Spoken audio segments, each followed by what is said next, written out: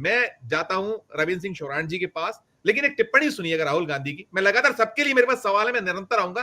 राहुल गांधी जी का एक टिप्पणी सुन के फिर मैं रविंद्र जी के पास आता हूं कि if the election commission now does not give us electronic voter data, not only of current election, but of the last 10, 15 years. And if they do not give us CCTV footage, they are partaking in the crime. Now, if the Election Commission is not partaking in the crime, I'm absolutely convinced they are, the data is showing they are, they should give us electronic voter lists. Please show me that pile of paper. 6 months. It's taken us 6 months to do this. Because they give us data like that. Right? So, we have been saying since Maharashtra, give us electronic voter list for the last 10 years. Let us see it, let us check it. I think the judiciary needs to get involved in this. We need to understand what is going on, because what we love so much, our democracy, doesn't exist.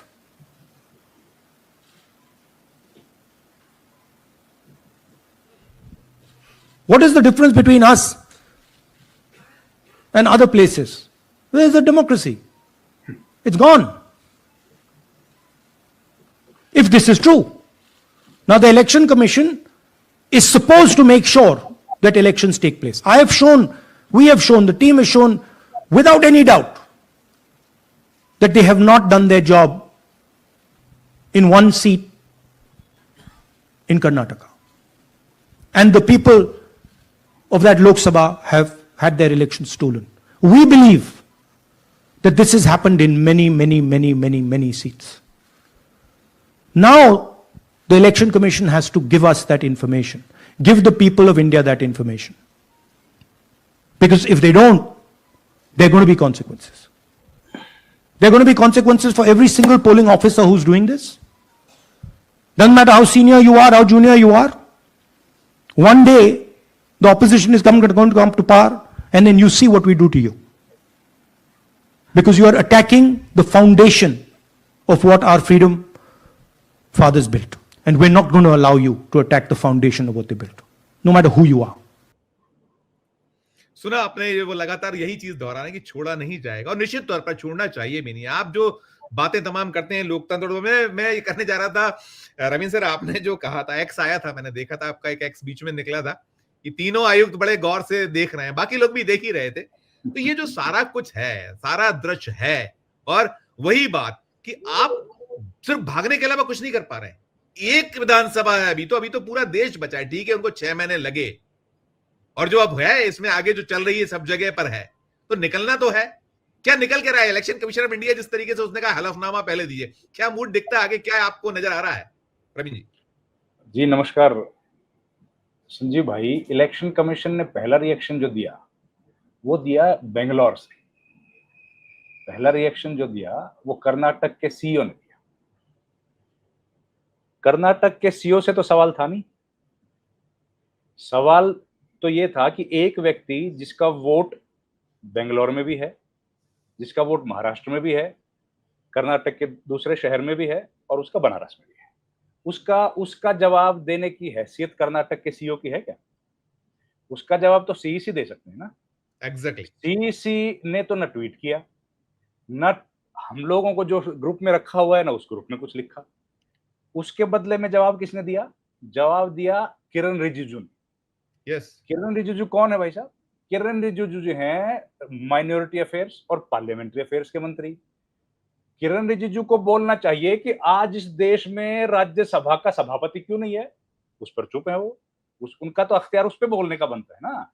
अगर किसी को सरकार की तरफ से बोलना है तो या तो कानून मंत्री बोले जिसके महकमे में ये इलेक्शन कमीशन जो है प्रशासनिक तौर पर आता है, या फिर बोले सरकार का प्रवक्ता अश्विनी वैष्णव। वो लोग तो नहीं बोल रहे। बोल कौन रहा है? डाइवर्ट करने के लिए किरण रिजिजू, क्योंकि संसद चल रही है, किसी तरीके से मामले को डाइवर्ट करो।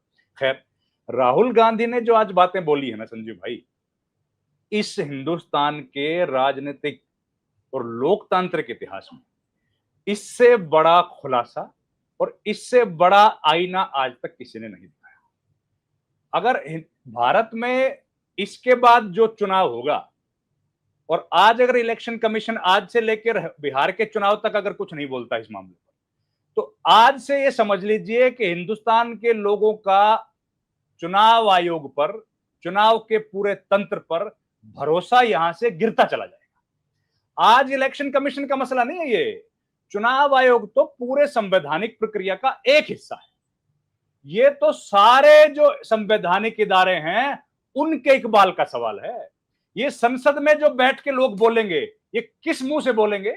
सुप्रीम कोर्ट हमारा जो फैसला देगा, ये तो उस पर सवाल है। ये तो सवाल चुनाव आयोग पर है, ये तो सवाल सीएजी पर है। जो जितने भी हिंदुस्तान में संवैधानिक इदारे हैं, उसमें क्या एक इलेक्शन कमीशन को आइसोलेट करके देख सकते हैं क्या हम लोग? ये तो तमाम उन संवैधानिक इदारों की जिम्मेदारी है कि आज अपनी छवि को वो लोग कैसे बचाएंगे। आज जब इतने बड़े सवाल उनके ऊपर उठे हैं, जब इस तरह का सवाल उठा है कि एक व्यक्ति ने खड़े होके हम लोगों को यह बता दिया कि कैसे 4-4, 5-5, 6-6 जगह पर वोट डल रहे हैं, कैसे एक बिल्डिंग में 80-80 लोगों के वोट हैं, तो उन पर अगर चुनाव आयोग जवाब देने से बच रहा है और उसके बदले में हलफनामा मांग रहा है। हलफनामा मांगो तब मांगा जाए जब किसी ने कोई पेटिशन दी हो। इलेक्शन कमीशन में तो कोई पेटिशन कांग्रेस पार्टी ने दी नहीं, चुनाव आयोग में तो कोई पेटिशन राहुल गांधी ने दी नहीं। उसने तो उन आंकड़ों का विश्लेषण किया है जो पोथा, कागज का जो पोथा जो है इलेक्शन कमीशन की तरफ से दिया गया था। तो हलफनामा मांगने का क्या मतलब है? क्योंकि मुद्दे को डाइवर्ट करना है, सवालों के जवाब है नहीं। और आज चुनाव आयोग जिस तरीके से फंसा है, वो इतना ऐतिहासिक क्षण है ये कि अगर आज से आगे जब इलेक्शन कमीशन को जाना है तो ये वाटरमार्क डे है। चुनाव आयोग आज और चुनाव आयोग आज के पहले, इन दो भागों में इलेक्शन कमीशन के इतिहास को देखा जाएगा। अगर इलेक्शन कमीशन इस बड़े मुद्दे पर खामोश रह जाता है तो संजीव भाई ये मान के चलो कि हम लोगों के ये जो चैनल है ये लंबे समय तक चलने वाले नहीं। फिर इस देश में लोकशाही जो है वो केवल कागजों में रह जाएगी, जैसे डायनासोर इस मुल्क में होते थे, इस धरती पर होते थे। चुनाव आयोग अगर आज चुप रहता है तो हम लोगों को वो दौर देखने को मिल सकता है। लेकिन अगर चुनाव आयोग, और चुनाव आयोग फिर कह रहा हूं, चुनाव आयोग आइसोलेटेड इंस्टीट्यूशन नहीं है। आज इकबाल हमारा खतरे में है उन फोर फादर्स का भी जिन्होंने 3 बरस बैठकर संविधान की रचना करी थी। आज उन लोगों का भी आकलन करना है कि उन्होंने जो छोड़ा था कि आने वाली हुकूमतें फैसला करेंगी कि हम लोग चुनाव आयोग का नियुक्ति कैसे करें, ये अलग आने वाली हुकूमतों पर छोड़ दें। तो आज उनके विजडम पर भी सवाल है। आज विजडम पर सवाल है कि उन्होंने क्यों नहीं फैसला किया उसी दिन। अगर उनको इस बात का क्या एहसास नहीं था, क्या उनकी दूरदर्शिता ऐसी नहीं थी कि इस मुल्क में एक ऐसी हुकूमत आ सकती है जो संवैधानिक इदारों को ऐसे तोड़ देगी। तो आज का जो सवाल है संजीव भाई, राहुल गांधी ने, मैं कहता हूं कल और आज ये 2 ऐतिहासिक दिन है। कल का दिन उस व्यक्ति के नाम है जिसने संविधान के उस पद की गरिमा को रखा, अपनी कुर्सी को लात मार दी। वो दिन था जब सतपाल मलिक की डेथ हुई। और आज का दिन है जब एक व्यक्ति ने संविधान और चुनाव के तंत्र में जनता का भरोसा करने के लिए इतना बड़ा काम किया। ये 2 हिंदुस्तान के इतिहास के ऐतिहासिक दिन होंगे। जब हम लोग कभी इतिहास लिखा जाएगा तो इन 2 दिनों को आप भूल नहीं पाओगे कि एक, जब एक व्यक्ति ने राज्यपाल गवर्नर पद की जो है वो इज्जत रख ली थी, और एक व्यक्ति जिसने लीडर ऑफ अपोजिशन के पद की इज्जत रख ली थी। ये काम करने की जरूरत नहीं थी राहुल गांधी को, ये काम करने की जरूरत नहीं थी किसी पॉलिटिकल पार्टी को। लेकिन आज जो उन्होंने ये बातें कही हैं, तो इसमें कांग्रेस तो एक छोटी सी चीज है। मैं बार बार कहता हूं, कांग्रेस हो ना हो क्या फर्क पड़ जाएगा इस देश को, क्या फर्क पड़ जाएगा? बीजेपी है नहीं है, लेकिन फर्क पड़ जाएगा मुझे और आपको अगर इस देश में संविधान नहीं रहेगा। हमको फर्क पड़ जाएगा अगर यहां पर चुनाव नहीं होगा तो। और चुनाव करवाना भर जिम्मेदारी है इलेक्शन कमीशन की। इलेक्शन कमीशन की जिम्मेदारी ये नहीं है कि वो चुनाव खराब हो। इतना गड़बड़ चुनाव हो गया, उस चुनाव में इतनी धांधली हो गई, और चुनाव आयोग के मुंह पर अगर पट्टी बंधी हुई है तो आप बता दो, हम लोग जाके जो अपने छाती पर ये तमगा लगा के और उस दिन फोटो खिंचवाते हैं वोट डालते हुए, हम लोग किसको मुंह दिखाएंगे जाके? हम लोगों के पास क्या छोड़ा इलेक्शन कमीशन ने? और ये 100 करोड़, हमारे 100 करोड़ वोटर हैं, 140 करोड़ की पॉपुलेशन में 100 करोड़ वोटर हैं। उन 100 करोड़ वोटर्स में से आज की तारीख के बाद 5 लोग, हम लोग 6 लोग बैठे हैं, क्या हम लोग कह सकते हैं ईमान के साथ कि हम लोगों ने जिस व्यक्ति को वोट दिया था हमारा वोट वहीं पर गया? आज तो हमारा भरोसा ही दरक गया, हमारा तो भरोसा दरक गया कि भैया हमको यही नहीं पता कि मैंने जिस व्यक्ति को वोट दिया था उसके पास पहुंचा कि नहीं पहुंचा। तो हम लोग बताओ किस बिना पे भरोसा करेंगे चुनाव आयोग पर, किस बिना पर भरोसा करेंगे, और कैसे अपनी छाती को चौड़ा करके कहेंगे कि हम लोग एक लोकशाही में रहते हैं? वो छाती चौड़ी करने का अधिकार जो 70 वर्ष से हम लोग जिस बैच को लेकर अपने साथ चल रहे थे, एक झटके में चुनाव आयोग ने हमसे छीन लिया। आज चुनाव आयोग को जवाब देना पड़ेगा संजीव भाई, क्योंकि ये इलेक्शन, ये जो सवाल है ये राहुल गांधी का नहीं है। राहुल गांधी तो एक व्यक्ति है, राहुल गांधी तो चलो एक एलओपी है, एलओपी इसके पहले भी बहुत आए और चले जाएंगे, प्रधानमंत्री भी बहुत आए और चले जाएंगे, लेकिन हम कहां चले जाएंगे? हम तो वोटर हैं, हमारे पास तो कोई जगह ही नहीं है जाने की, हम लोग तो यहीं थे, यहीं रहेंगे। हमसे पहले हमारे माँ बाप वोट डालते थे, उनके पहले दादा दादी डालते थे, आने वाली पीढ़ियों में हमारे वोट डालते रहेंगे। जब हमारे वोट की कोई कीमत नहीं होगी तो इस पूरे तंत्र का फिर क्या महत्व रह जाएगा? और इस पर तो सवाल खड़े होने लाजमी है। ये ऐतिहासिक दिन है, फिर कह रहा हूं, आज चुनाव आयोग को this is the time for the election commission that they should have clean come clean. अगर वो आज नहीं आएंगे तो न केवल हिंदुस्तान में बल्कि पूरे विश्व में हमारी लोकशाही पर सवाल खड़े होंगे, और ये हिंदुस्तान के लिए सबसे काला दिन होगा। जी संजीव। राइट, बहुत आपने बहुत परफेक्ट सारी चीजें कहनी, बहुत सही है। शशि सर, आपने जो आपका तो मरखड़वारी जो है, और हमको प्रतिक्रिया जो पहली आई, हमने देखा, हम लगातार निगाह नजर बनाए हुए थे, गोदी मीडिया तो ब्लैकआउट कर दिया उसको, बहुत ढंग से उसको चुटपुट दिखाया।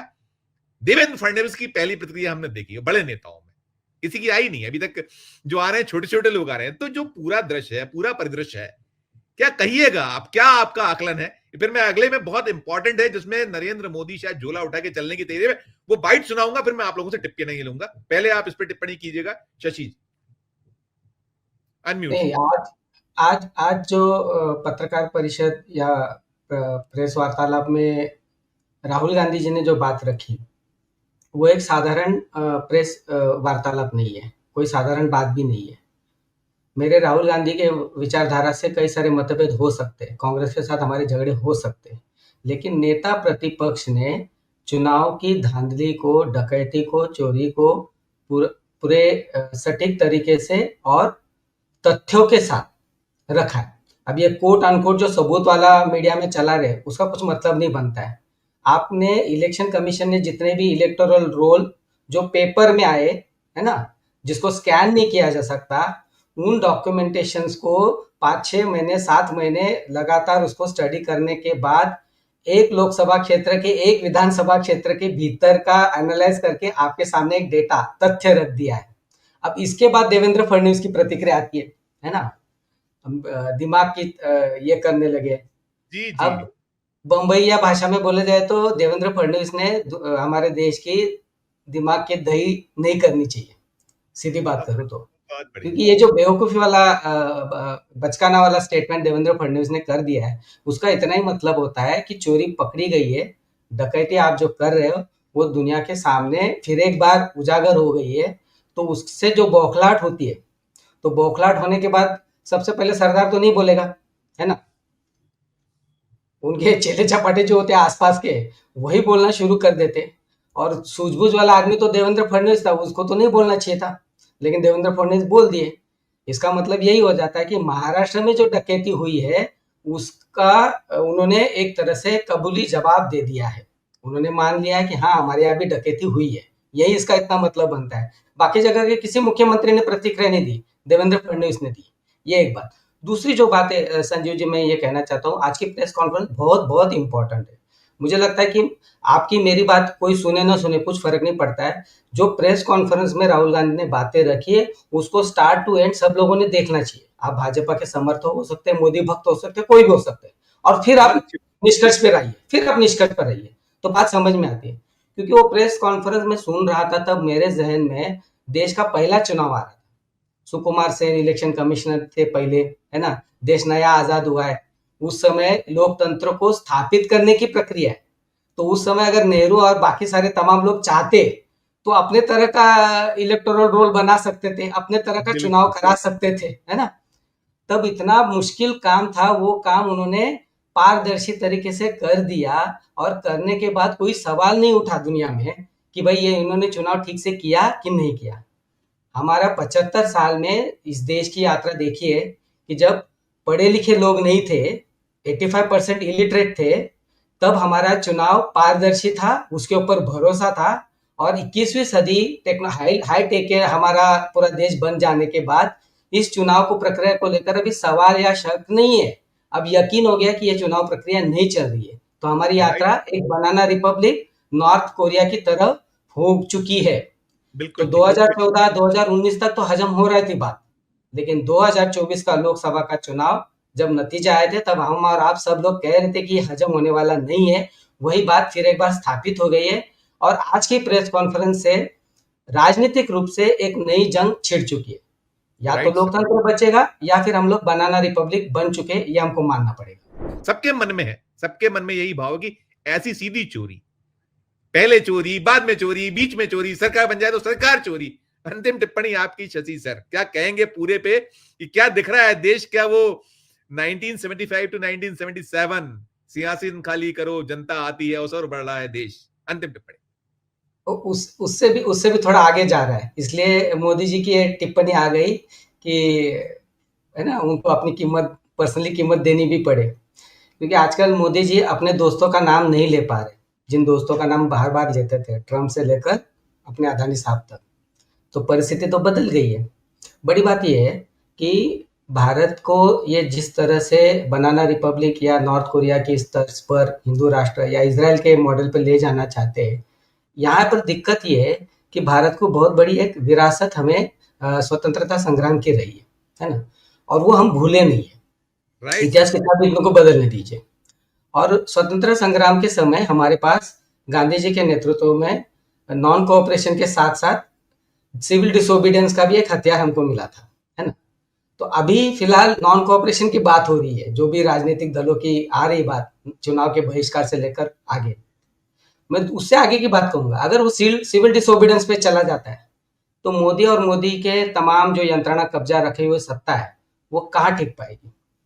अगर सिविल डिसोबीडियंस का मतलब इतना मैं कह रहा हूँ कि मरकटवाड़ी जैसे छोटे से गांव में एक पैरेलल चुनाव बैलेट पेपर पे लेने की बात हुई, हिल गए सब लोग एक गांव में, है ना। नहीं भूले सर, देश नहीं भूला है, एक हड़कम हो गई।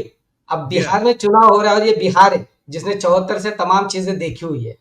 अगर बिहार की जनता ने ठान लिया कि भाई मेरे इलेक्टोरल रोल में नाम है कि नहीं है पता नहीं, छोड़ दो, हम हमारे इलेक्टोरल रोल के तहत हमारा चुनाव कर लेंगे, क्या कर लोगे आप, क्या उखाड़ लोगे आप? और ये हवा की बात नहीं है। इसी मोदी के राज में 1 साल के लिए दिल्ली में इतिहास में पहली बार, स्वतंत्र इतिहास के पहली बार 1 साल के लिए दिल्ली घिर चुकी थी। सड़क के रास्ते पे नरेंद्र मोदी से लेकर कोई भी मंत्री दिल्ली के बाहर नहीं जा पाया। ये अभी की बात है। तो अगर जनता इस तरह से आपका काम तमाम कर सकती है तो होश में आ जाओ, अभी भी समय है ना। संविधान और लोकतंत्र के दायरे में रहो। आप मालिक नहीं हो, मालिक बनने की कोशिश भी मत करो। जब जनता अपना मालिकाना हक दिखाएगी तब बहुत मुश्किल हो जाएगी। तो कुछ उस प्रकार की स्थिति पे हम लोग चाह चुके हैं जी। Right sir. नहीं देखिए, बहुत सारी चीजें हैं। वो कहते थे मैं चौकीदार हूं, लेकिन चौकीदार ने मालिक बनने की कोशिश की तो दिक्कत है। आपने सारी देखिए, वो बिहार है, कहा गया कि गलत जगह हाथ डाल दिया गया, बिहार से शुरुआत कर दी गई, और बिहार तो एक अलग तासीर का राज्य, और जहां वहां से जब उठता है, और अब देखिए देश भर में कुछ इसी तरह का माहौल जो रखा है सबूत। ये आपने सबने बहुत अच्छी बात कही कि ये वक्त है। इलेक्शन कमीशन ऑफ इंडिया अपनी गलती मानने में कोई आदमी छोटा नहीं होता है, मान लीजिए आप। और आपको देखिए देश देख रहा है। और जो अभी हमारे साथी रविंद्र सिंह चौहान कह रहे थे कि लोकतंत्र जिंदा रहेगा, बीजेपी रहे या ना रहे, कांग्रेस रहे या ना रहे, मोदी जी आज सत्ता में है ना रहे, राहुल गांधी आए चले जाए, ना उन्हें सत्ता मिल पाए, लेकिन इस लोकतंत्र को बचाने के लिए जनता ही सब कुछ है। और जिस दिन उसने, देखिए ये अलग है, हमारे जैसे भी आप शशि जी आप ही ने कहा, मैं बिल्कुल आपसे सहमति जताऊंगा कि ये आजादी के लिए लड़ने वाला देश है। उनके बाप दादा सबने बहुत खून और पसीना सब बहाया है, और जब उसका गुस्सा फूटेगा तो फिर क्या कुछ होगा वो सोच के, देख के, उसको मतलब उसको कल्पना करके मन सिहरता है, दिल भय होता है।